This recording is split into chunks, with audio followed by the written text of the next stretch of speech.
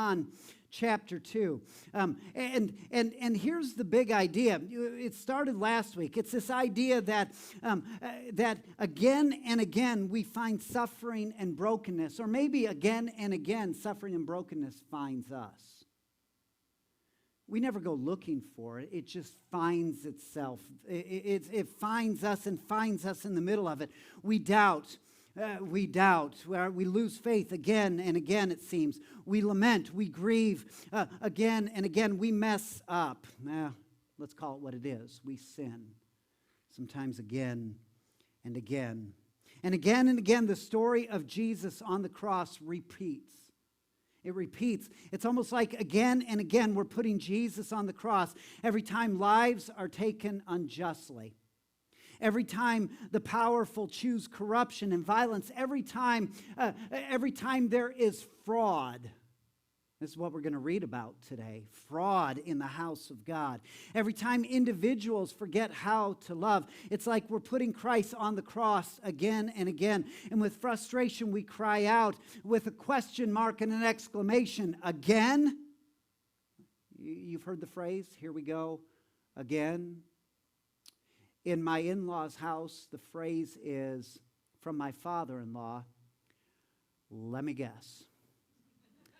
And it's always directed at me.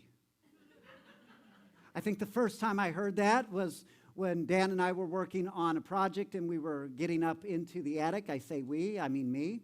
And there was a ladder close by to the attic access, but who needs a ladder when there's a refrigerator and a freezer sitting right there?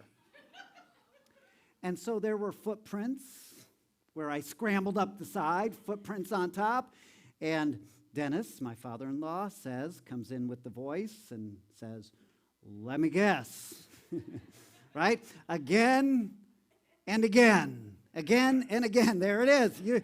You see, I know this voice. In the midst of all of this, in the midst of the chaos, in the midst of the unrelenting motion of our life, here's the thing, is where the again and again of our failure comes in, God offers us a similar refrain of again and again. Again, I choose you. Again, I love you. Again, I enter into your life. Again and again, I will lead you to repair, to restore, to redeem. Again and again, God breaks the cycle and offers a new way forward. Last week, we talked about this idea that we need to listen again and again. We need to listen to the voice of God. Today, we look at this idea that this God who loves us again and again is giving us a demonstration. He's showing us. So we do have a task. What is the practical application, Pastor? Well, it's to look, see, and follow. And this is the practical application. It's to listen to the words of Jesus and to do what he says. Now, obedience by itself will not save you, and we know that. But participating in the life of Christ, the ministry of Christ, the mission of Christ is salvation. And so here's the practical. Now, here's where the story finds us this week. As I said in the book of John, John is such an interesting character on the gospel scene, isn't he? John is his own guy. Matthew, Mark, and Luke, they tell roughly the same story. John disrupts everything. In fact, this story in Matthew, Mark, and Luke comes at the end of Jesus' ministry. Some have said, well, he probably did the whole money changers thing twice, once at the beginning, once at the end. I think I kind of disagree with that because I don't think he would have gotten away with it twice. This was disruptive enough. But John isn't so interested in telling us this sequential history. He's interested in telling us what is truth, not in telling us what is a fact. Does that make sense? There's a difference here. John is speaking truth, even though his storytelling is in a different chronology than Matthew, Mark, and Luke. It doesn't disrupt things. It's something he wants us to see. He's trying to focus our attention on something. And so we come to this right in Luke chapter 2, and it's right on the heels of Jesus' first miracle. John calls them signs. This is how Jesus starts his ministry. He starts with a wedding in Cana of Galilee, a very Jewish event. He turns the water into wine. If it was a Nazarene wedding, it would have been turning the wine into water. But thankfully, Jesus was from Nazareth and not a Nazarene himself. And so he turned the water into wine. And a great story. There was a great celebration. There was a great festival, and then he moves directly from there to Jerusalem. Did you know if we didn't have the Gospel of John, we would have thought Jesus' earthly ministry was 1 year? John has Jesus in Jerusalem 3 different times. Matthew, Mark, and Luke, 3 different Passovers. Matthew, Mark, and Luke only have Jesus in Jerusalem once. So when we talk about Jesus' 3 years ministry, it's because of the Gospel of John. So we know this. So here he is. He's come out of this wedding. Now he's going into Jerusalem. And what you do when you go to Jerusalem is you go right to the temple. And of course, Jesus is a rabbi, a teacher. And so he goes right to the temple, and he steps into the temple and makes a scene. Can you imagine having Jesus as a brother? Right? Do you have family members like that? They walk into a room and they make a scene? And I think Jesus totally did that at one point. At one point, his brothers and his mother came to collect Jesus. This is also in the book of John. Came to collect Jesus because they thought Jesus had lost his marbles. Now, they didn't have marbles at the time, so they thought he had lost something else. They thought he had lost his cognition or his sanity.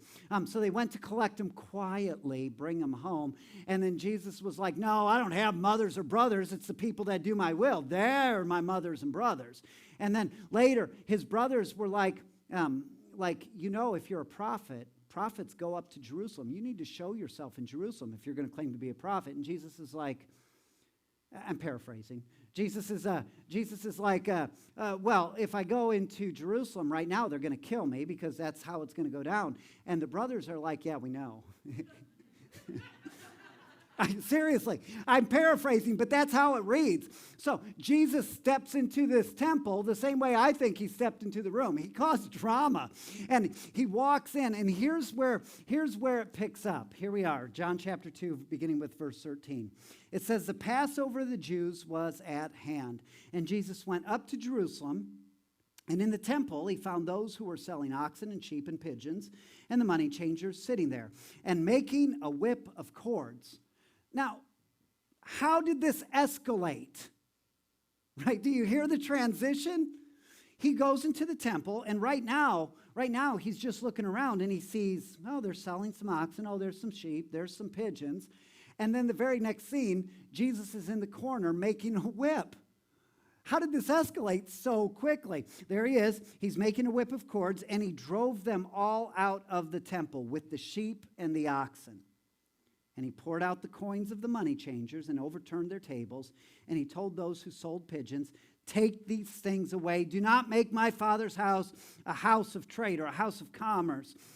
Matthew, Mark, and Luke say, have you not read that my Father's house shall be called a house of prayer for all nations, right? So all of this is there. Verse 17, and his disciples remembered that it was written, zeal for your house will consume me, Psalm 69. Okay, so I want you to get the scene of what is going on.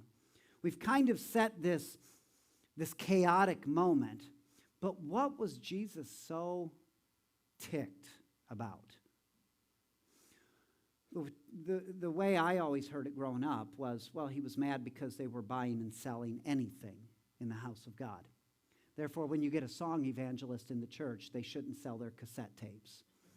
For the kids in the service, cassette tapes are these things that are about yay big. They've got, anyway, they couldn't sell that. You remember those conversations?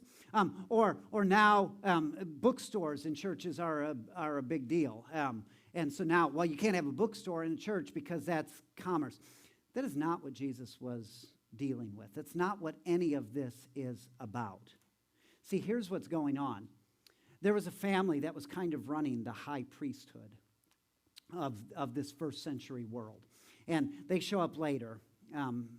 We see them, Caiaphas and Annas. It's a family ordeal, and they're like Marlon Brando, right? I mean, Caiaphas is like, "Hey, make me a deal I can't refuse," kind of deal. It's mobbish, and they've got this control.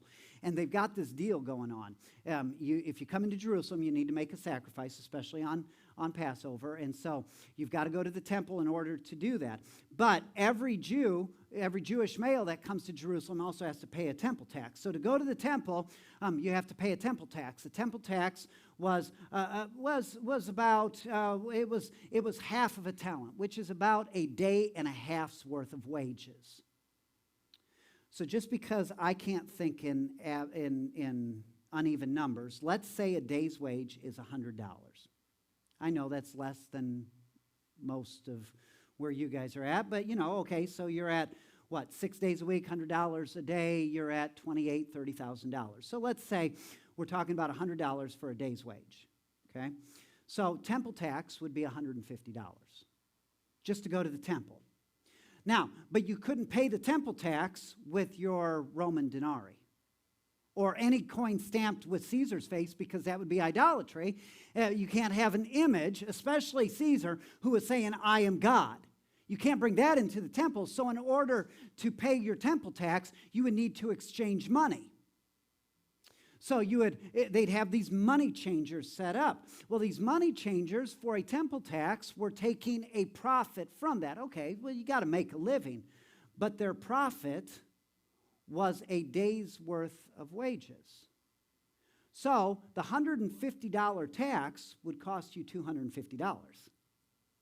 You with me? So this is what's going on. It's lucrative. There's a lot going on. And the sacrifices that were being sold, right? If you brought, let's say you brought a goat with you, or maybe the goat had been too bad and you left it at home, right?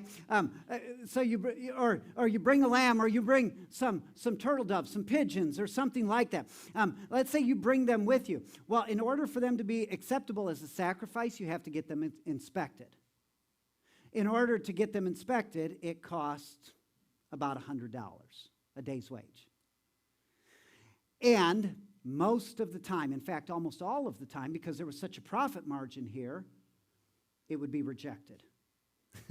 So you pay the $100 to get your sacrifice accepted, and it's unacceptable. Now what do? Well, you have to buy one.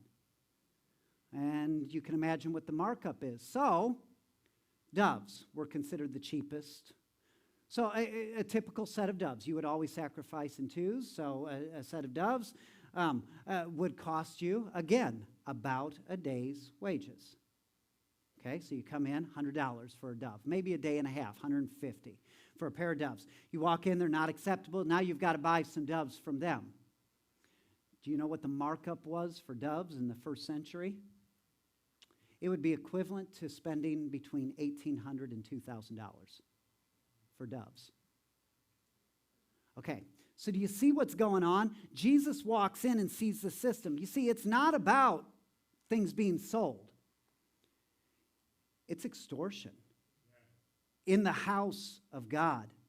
And more than that, it's monopolizing on the weakness of the weak. Who suffers the most under those circumstances? It's the ones that have the least.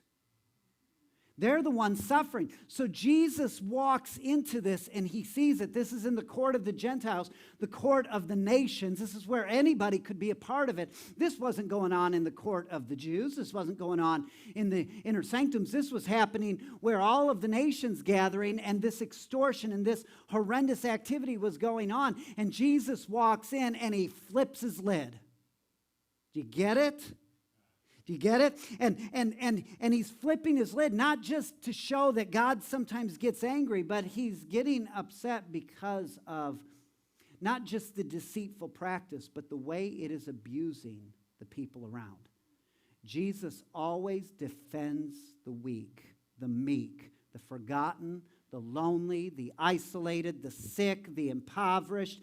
Isn't it amazing where there is an offensive word coming out of Jesus' mouth? It's always the Pharisees, the Sadducees, the church people that are offended, never the others. Never the others. And so this is who Jesus goes to. You say, well, Pastor, I need a practical application to this. Well, here's Jesus overturning money changers' tables. Maybe the practical application is be like Jesus and defend the weak. You're like, but that's a horrible altar call. Sometimes the conversion we need is not at the altars. Sometimes the conversion we need is outside of these doors. We need converted in our activity. We want the big spiritual conversion, and sometimes Jesus just needs to turn tables over. You with me? It's kind of a hard word, but it's amazing what we do when we come to this passage, isn't it?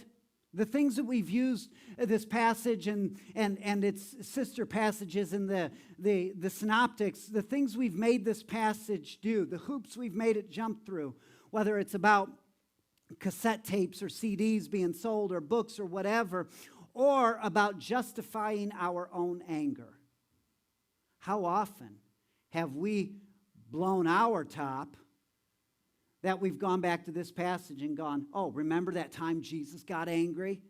And he made a whip and he started smacking things and knocking tables over. And you remember that? Jesus got angry, so I'm justified in throwing golf balls out of my driver's side window when that person behind me on the road is acting like an idiot. I have never done that. Dana, on the other hand. No, I'm kidding. And don't do that. That's not funny if I'm on the road. So maybe we've done bad things with this passage.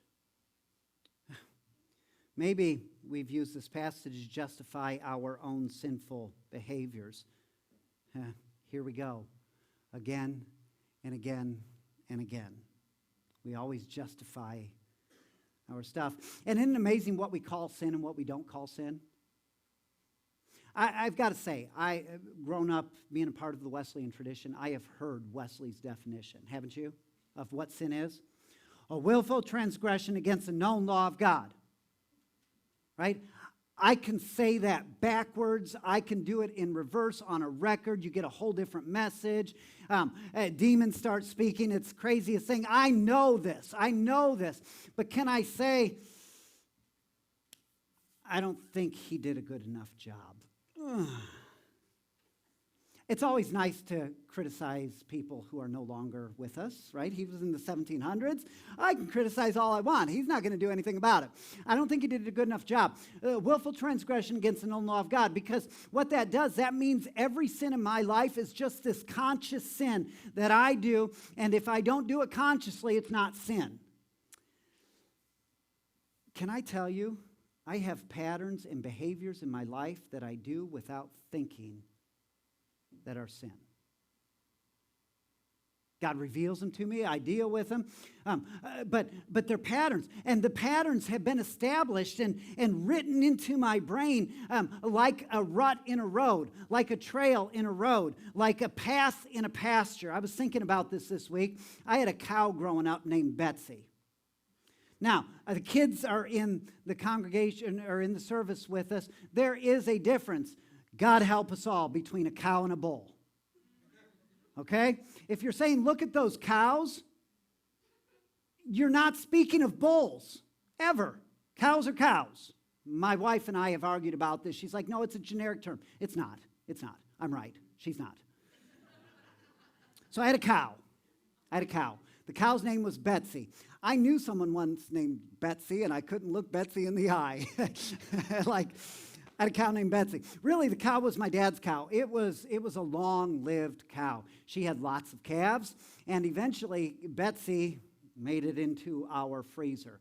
But Betsy had lived such a long and productive life that Betsy was not very good eating at the point she got there, and she was all ground up, and we would sit down at night to dinner, and Mom would say, well, we're having Betsy burgers, and we were all like, oh, because they weren't very good. But Betsy was a milk cow. She produced lots of milk, but Betsy was blind. She was blind. And who said, aw? Aw. Betsy was blind. And here's what's interesting about Betsy is she knew her way around the pasture. And she had these trails and these paths. She knew she could walk on them, and she would lead calves around this trail. And here's what we found. Every now and then, Betsy would take a path that wasn't on the trail, but it was usually when she kicked a bucket, when my dad was milking her, and he came out after her with a pitchfork or something. And she'd take off running. But she would always be on this path. And this path, whether you were in the middle of winter or the middle of summer, was a well-beaten down path. But what would happen is she'd have a calf, and that path would become overgrazed because she would eat, the calf would eat, and my dad would have to take Betsy because she was blind, because she knew her path, and he'd have to move her to a different place. He'd need to, in a metaphorical way, he'd need to show her a different path. And I think this is kind of where we are. This is the way sin works in our life. Sometimes it beats these trails into our life. And we just end up back there when we didn't know quite how we got there. Is that sin? Did I willfully go here? Well, no. But the path is no less sinful because it has brought me to this place of brokenness. And so here comes Christ in the midst of this. Here comes Christ entering into it. And he's showing us a different way. And he does this by disrupting and upsetting everything. Maybe he shows us a different way to the unrighteous flash of anger. Maybe he shows us a different way to the unforgiveness exhibited towards someone who has wronged us. Maybe he shows us a different way in our cycles of addiction. Have you ever looked at an addict and thought to yourself, well, you just need to quit? It's a willful act against a known law of God. Just knock it off. Is that easily done with an addict? You see, these paths become so ingrained in our life. Willpower does not cure addiction, neither does it keep us from sinning. You see, sin is deeper than that. Sin is deeper than my mind. Sin is deeper. Maybe it's the path, the well-beaten path of despair. Hopelessness. Sin has beaten that path into us. So here comes Christ in the middle of it. Here comes Christ in the middle of it. Christ in the middle of the sin. And I was thinking a lot about this week. It has impacted my life. I wish I could articulate this better. But sin, I'm beginning to realize, is the wound where the grace of Christ enters our life. And this is right where Christ comes in. Right into the temple. And here's the irony. Here's the irony. The irony is that the path of brokenness that Christ is going to show us how to lead us from, the path of brokenness leads them right to the temple. Where does brokenness begin sometimes? Right here. Isn't it amazing? Have you ever found it's easier to have friends that aren't part of the church? No one wants to shake their head. You're looking at me. I know. I'm a hard guy to like. There was a laugh. It was an amen underneath all of that. But have you ever noticed that Christians sometimes are the hardest people to like and to love? They're tough. They're a tough crowd because you got to look a certain way, you got to talk a certain way, you got to vote a certain way, you got to think a certain way. You've got to have the haircut that, where everything disappears on top and nothing falls away on the side. You've got to wear the right clothes, but it can't be too pretentious because if it's too pretentious, then you're going to look like you're trying to be something you're not. But it can't be too slovenly because, after all, that's what the world looks like. So it's got to be just right. You got to drive the right car. It's got to be black. It's probably best to be a Buick, but not a late model Buick because, again, that's going to convey that you're making too much money. And we don't want to give that impression off, but we want our preacher to be respectable. You with me? Church people are hard. Church people are hard. And this is where, for Jesus, where he begins, is in the church. So, here's the question. What is Jesus showing us? He goes right to the center of all of this. He goes right to the center of our sin. The center of who we are is seen clearest in the things that we worship. Jesus goes to the center of worship. And so what is the spiritual application in this? He goes right to the center of the things that we worship. So here's the question today is what do you worship? Here's the practical part, or the spiritual part to the practical, is what do you worship? David Foster Wallace makes this observation: there is no such thing as not worshiping. We're all worshipers. Everybody worships. The only choice we get is what to worship. And the compelling reason for maybe choosing God is that pretty much anything else you choose to worship will eat you alive. If you worship money and things, if they are where you tap real meaning in life, then you will never have enough. Never feel you have enough. It's the truth. Worship your body and beauty and sexual allure, and you will always feel ugly. And when time and age start showing, you will die a million deaths before they finally grieve you.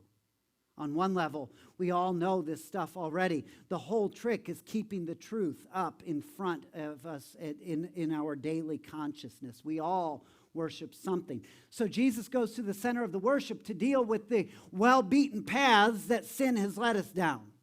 You follow me so far? Because where Jesus is showing the way, we need to follow where he goes. The thing you sacrifice to is that which you worship. The thing you sacrifice to is that which you worship. And the character of what you worship is evidenced in the content of your sacrifice. In other words, you learn about what you worship by looking at the cost of what you are willing to pay. So, I had a strange thing happen on Friday. I put a suit on that I hadn't had on in a few months. I was getting ready for a funeral and came home in the afternoon and did that subtle unbutton. You know what you do. You may do it at the end of dinner, right? I did that subtle unbutton, take the belt off, and what I found was I couldn't breathe. These pants had gotten smaller in my closet. And I showed Dana, and I had this little bit of pudge that rolled over. It was weird. I didn't know what to make of it. And I was thinking about this. We talk about the things that we worship. Isn't it amazing? I have to watch salt in my life. I have to watch fatty foods. I may be skinny, but I've got a heart history that says on the inside I'm probably not skinny. Right? I've got to watch these things. But sometimes I love the food more than I love the whatever. And so I see the fruit of it, and occasionally I pay the cost of it. Right? See, this is what's important. You sacrifice for whatever is important in your life, and you're willing to give up one thing for the sake of another. What are you sacrificing for? What are you sacrificing towards? Here's where Jesus comes, right into the center of our worship. He steps. He is here to show us, to reveal what we are really worshiping. And so he steps into this temple, and he reveals what is really being worshiped. So here's the first thing. Here's the first thing we see here. We talk about Jesus' anger, and here are my observations. Okay? This is not a commentary. This is not a sermon I downloaded because we'd probably be home by now.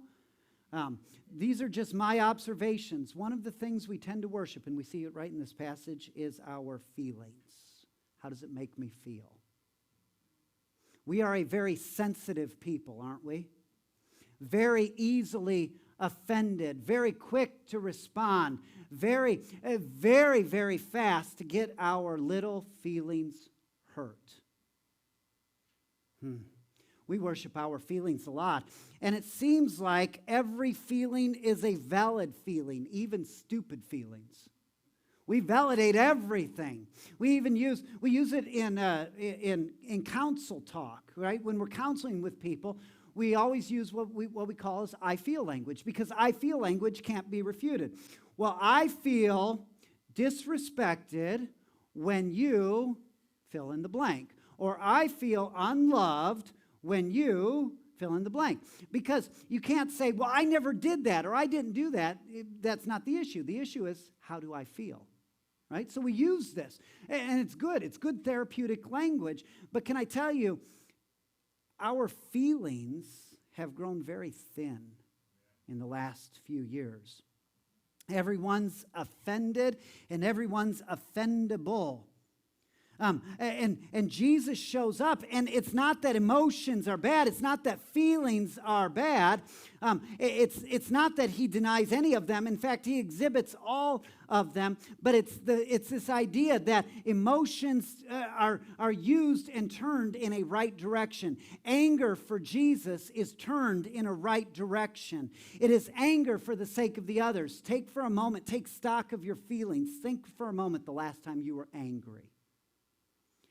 I'd be willing to bet good money that you were angry because you were slighted. That's when most of us get angry. You were inconvenienced. You were stuck in the middle of the fast food line with cars on either side of you, and you couldn't get out of line, and you were hangry, and you needed your food, and the car in front of you ordered for the entire office. Right? That didn't happen to me. You got angry, right? You got angry because you were inconvenienced. So much of our anger is about what it did to me. So much of Jesus' anger is he got angry on behalf of the other. Think of an instant where Jesus got angry ever and said, "You offended me. You have hurt my feelings." Can you imagine? Wouldn't we kind of chuckle if Jesus did that? Like, that's so petty. It's so small. Jesus isn't like that. But he does get angry, and when he gets angry on behalf of others. And here's what righteous anger looks like. A righteous anger righteous anger looks at an injustice and demands change. When was the last time you were angry in a righteous way? Maybe Jesus is disrupting that table in your life, and he's saying, get over it. It's time to grow up. Quit being so offended and so offendable. There's always trolls in your life. There's always someone looking to hurt your feelings. You are only as hurt as much as you allow yourself to be hurt. And so maybe it's time our emotions stop controlling us, and maybe the disruption of Jesus in our life, turning over the table in our life, is his way of saying, be angry for the right things for once. For once. Can I give you a practical application of how to do this? If you have said in the last week of what is wrong with this country or this community or any part of the world you live in, chances are you have blamed a person, a group of people, or a demographic of people. Chances are. I know because I've done it. Here's my challenge. Here's a practical application. You can stand back and be angry and yell and carry on because you're offended because of what's happening to you, or you can go and make friends with your enemy. That's Jesus. You're like, well, where'd you come up with that stupid idea, Jeff? I read the Bible. Right? I mean, that was Jesus. Those were his words. That's his idea. Make friends with your enemy. I challenge you this week, when that happens and you're going, well, you know, what's going on is this and this and this, and there's an idiot and there's an idiot, and look at all those idiots. And you start talking about all of those things. What if you went to one of those idiots and made a friend? I guarantee you, your view of life is going to change. Who might those friends look like? I've spoke often of my good friend. I hope she's listening today. Amy. Amy is a good friend of mine. Amy is in a lifestyle that does not reflect the convictions of our church. We've got kids in the service, so I'll be gentle. I love Amy. In fact, Dana ran into Amy at the barber shop or novelty shop or whatever. She was taking one of our kids, and Amy was there. And Amy said to Dana, "I love your husband." And Dana said, "Really?" No, she didn't. She didn't. At least I don't think so. She didn't tell me that part of the story. But you know, our friendship started from a class assignment. In one of my classes, I had to find someone who was completely outside of my demographic, completely outside of my convictions, completely outside of what is normal and comfortable to me, and to spend time. And we spent time together, but what I found was I made a great friend. And we've spent a lot of time talking about how we can hate the sin and love the sinner, but we've majored on hating the sin and minored on loving the sinner. Maybe it's time we switch it around a little bit, put a better emphasis on things. So that's a practical application. We worship with our feelings. How does it make me feel? Maybe it's time that the anger in your life is disrupted, that the table is turned over, and maybe the best way of doing that is not coming and praying about it. Maybe it's going and making a friend that is an enemy. Here's the second thing. We worship first with our feelings. We worship second with our prosperity. Money changers. We like our prosperity. We like our American dream. We like our rags to riches. We like our pull ourselves up by the bootstraps. We like those stories because we're self-made people. And sometimes circumstances destroy even the best self-made people. We worship with our prosperity. Jesus shows us that personal gain should never occur at another's loss. How have we prospered at someone else's expense? A nation of slaves. How much of our infrastructure? I know you're like, well, this Black Lives Matter, it's been overdone, and I don't have skin in the game. I do have skin in the game, I guess. I do have skin in the game. And whatever you make of that, we cannot forget that there was 300 years of history that preceded these moments now. I read a letter this week. It was written in 1967. It wasn't that long ago. Most of you, many of you, were alive. It was written in 1967 by the Ministerial Association in Birmingham, Alabama. Methodist, Episcopal, Anglican, Baptist, there was others. They wrote this letter, and it was directed to Martin Luther King Jr. And it was about how the Birmingham police were just doing the best job possible. The courts were doing amazing work. The schools were doing great things, and that we needed to partner with the systems as they were and to quit protesting. Can you imagine? This was not that long ago. Martin Luther writes a 6-page response. There was a line in there that I've got it on a t-shirt, and it has resonated with me. And he makes a comment in there. He says, "Injustice anywhere is a threat to justice everywhere." And this is what we're talking about when it comes to prosperity and profiteering. Anytime someone else is the blunt end of our own prosperity, it is wrong, it is wicked, it belongs to the world, and it needs crucified. Period. And so here's Jesus, and he's disrupting it, and he found it right in the temple. Jesus shows us that personal gain should never be at the expense of another person.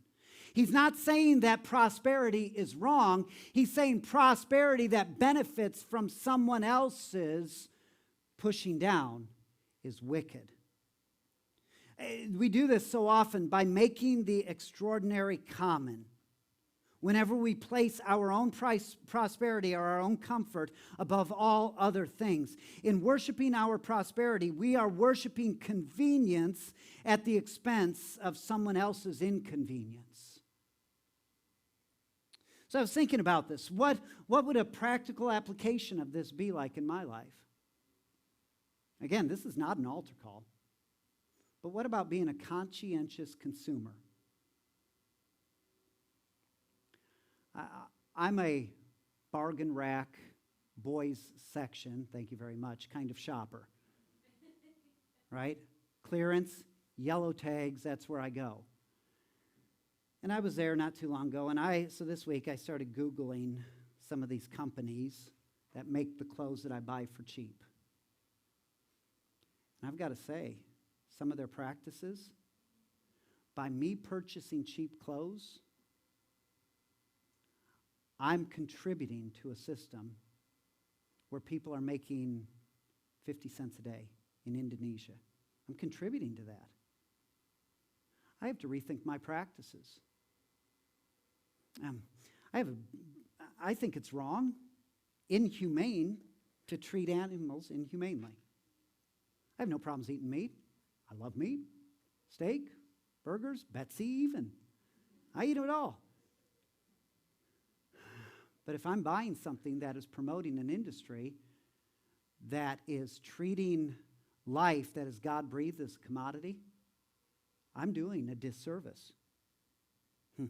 What if worshiping our prosperity means that it's time that we re-examine how we are conscientious consumers? Here's the last thing. We worship our power. We worship our feelings, we worship our prosperity, and we worship our power. Jesus shows us what power looks like. Here were all these temple authorities. They were in charge. They were in control. Power for them was might, and might was right. No one dared mess with that. Jesus instead shows us what power looks like. It looks like a cross. Do you know our message as a church will never get across until our message as a church gets a cross? Can I say that again? Our message as a church will never get across until our message as a church gets a cross. This is what power looks like. Power looks like a cross. Power looks like sacrifice. Power is sacrificial. It is not profiteering. It is not fundamentally concerned with how my feelings are or are not being hurt or bolstered. We worship our power, and we worship people that appear powerful. And the Bible is clear that the powerful, the higher they are, the farther they will fall. It is clear on that. We see that happening all of the time. It's happening in New York as we speak. It happens in every realm of life, that the higher the position, the harder the fall. Yet we worship power, and I think we worship power sometimes just to wait for the fall. Jesus comes in and he disrupts their power. He takes power away. And instead of serving the powers that be, he serves those that have no power at all. What's the practical application of this? Maybe do something for someone that gives you no immediate return. Well, I know you get something out of it. I was just talking with Ray and Kathy Kerner this week. I love doing crossing duty. I love it. I said it gets gooder and gooder. I love the relationships with the kids. I love getting to talk to the parents. I love it. I do. I love it. It's an interruption to my day. And some days I'm rolling my eyes like, oh, here we go. But I love it. Do you have anything like that where you get nothing out of it except the love of getting to do it? Wow, there's lots of places to do that. You can do that here. I know Dusty's always looking for people to work in children's department. If you want to invest in something that lasts forever, invest in kids. Right? Maybe it's helping run slides or sound, and that's just in the church. Did you know ministry does not begin and end in the church? It goes well beyond that. And one of the things I'm excited about is here, as we approach the changing seasons, we're going to be moving some of our children's ministry to Oaklawn, Charlie's Outreach. It's going to be amazing. We have almost $3,000 raised from Charlie's Memorial to help fund this. And we're going to go into Oaklawn, a deprived community, and we're going to present the gospel of Jesus. We're not planning a church. We're not putting Church of the Nazarene on any sign. We're not going to cut ribbons and be applauded at the next district assembly. We're just going because we love Jesus and we love kids. And you're like, well, what do you get out of that? Just joy.